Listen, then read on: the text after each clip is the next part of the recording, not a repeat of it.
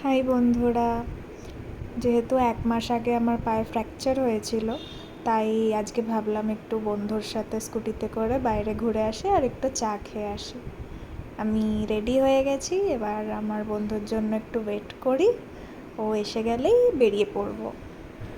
চলো, ও এসে গেছে, আমি লিফটে করে এবার নিচে নামছি। গাড়িতেও উঠে পড়েছি।